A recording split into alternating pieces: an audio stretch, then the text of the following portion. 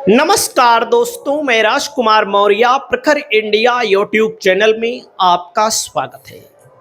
बहुत बड़ी खबर आ चुकी है अपर्णा यादव को लेकर। दोस्तों, अपर्णा यादव उस परिवार की बहू हैं जिस परिवार को देश का सबसे बड़ा राजनीतिक परिवार कहा जाता है, जिसके परिवार में आज के समय में जब सरकार नहीं है तो 5 लोकसभा के सांसद, एक राज्यसभा के सांसद, 2 विधायक, एक जिला पंचायत अध्यक्ष और दर्जनों से ज्यादा ब्लॉक प्रमुख हैं। ऐसा कोई राजनीतिक परिवार पूरे देश में नहीं है और इन सबको जनता ने चुना है।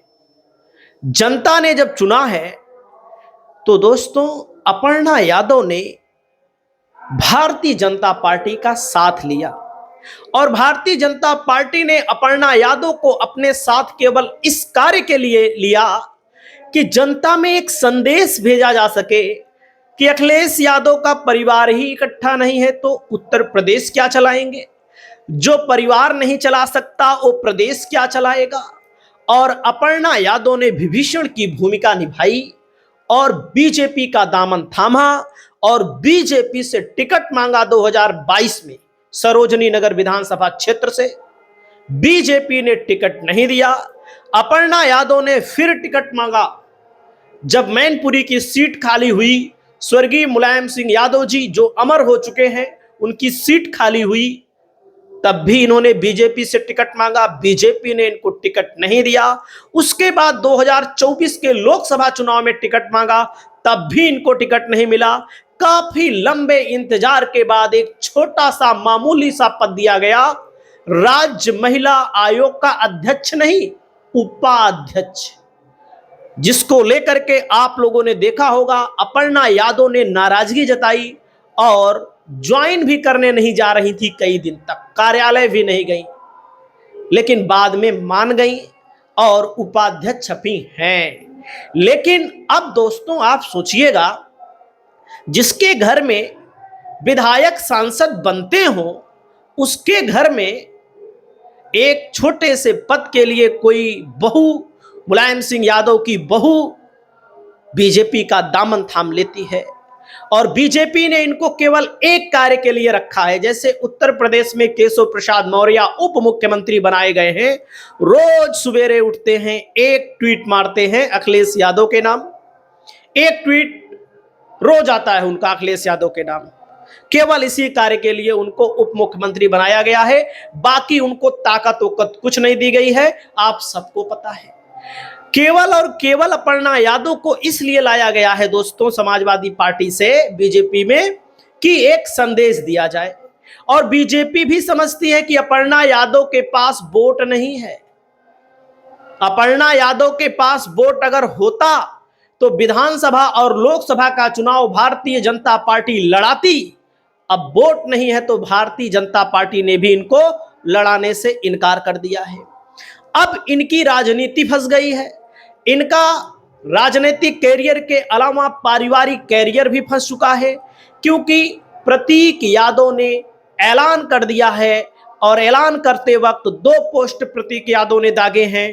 पहले पोस्ट में प्रतीक यादव ने क्या कहा है, इस बात को आप लोग सुनिएगा। प्रतीक यादव ने पहले पोस्ट में लिखा, मैं इस स्वार्थी औरत से जल्द तलाक लेने जा रहा हूं। इसने मेरे पारिवारिक रिश्ते बर्बाद कर दिए। इसका एकमात्र लक्ष्य है मशहूर और प्रभावशाली बनना। इस समय मेरी मानसिक स्थिति बहुत खराब है। इसे कोई परवाह नहीं, इसे सिर्फ अपनी ही चिंता है। मैंने कभी ऐसी बुरी आत्मा नहीं देखी। मेरा दुर्भाग्य था कि मैंने इससे शादी की। सोचो, इस पोस्ट में प्रतीक यादव के हालात बयां हो रहे हैं। बेचारे कैसे जी रहे हैं। मानसिक स्थिति खराब हो जाए अगर किसी की, तो उसके लिए पैसा मायने नहीं रखता, उसके लिए शोहरत मायने नहीं रखती। भैया हो, जब आपकी मानसिक स्थिति और स्वास्थ्य खराब होता है तो सारी चीजें आपको सब बेकार लगने लगता है, पूरी दुनिया आपको बेकार लगने लगता है। तो यहां पर दूसरे पोस्ट में लिखा, जिस इंसान ने मेरी मां, पिता, भाई से मेरा रिश्ता तोड़ दिया, इसका मतलब है कि प्रतीक यादव का रिश्ता मां से भी टूटा, पिता से भी टूटा, भाई से भी टूटा, उसके लिए सिर्फ शोहरत मायने रखती है।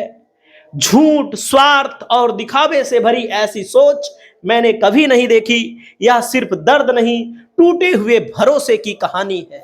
बहुत मतलब कि दर्दनाक स्थिति है दोस्तों।